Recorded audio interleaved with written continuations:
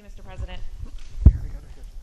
You mentioned your Republican colleagues, but right now your top two legislative priorities, your social spending package and voting rights legislation, are stalled, blocked by your own party after months of negotiation. You are only guaranteed control of Washington for one more year before the midterms. Do you need to be more realistic and scale down these priorities in order to get something passed? No, I don't think so. When you say more realistic, I think it's extremely realistic to say to people, because let me back up.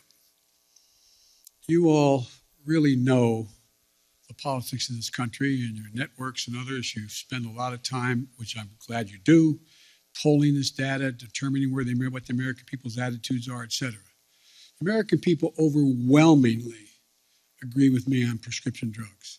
They overwhelmingly agree with me on the cost of education. They overwhelmingly agree with me on early education. They overwhelmingly go on the list on child care. And so we just have to make the case of what we're for and what the other team's not for.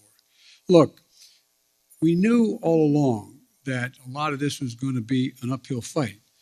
And one of the ways to do this is to make sure we make the contrast as clear as we can.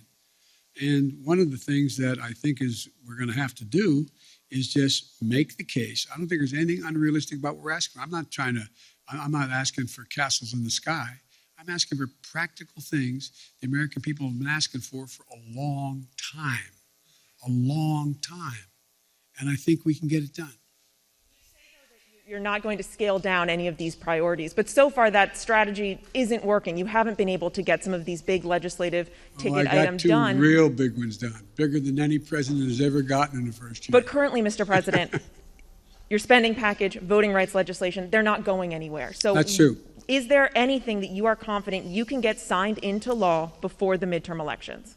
Yes, I'm confident we can get pieces, big chunks of the Build Back Better law signed into law.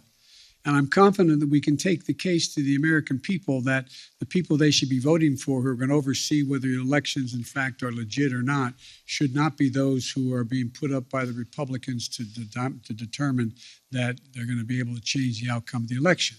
So whether or not we can actually get election, and by the way, I haven't given up. We haven't finished the vote yet on what's going on voting rights and the John Lewis bill and others. But so, look, this is.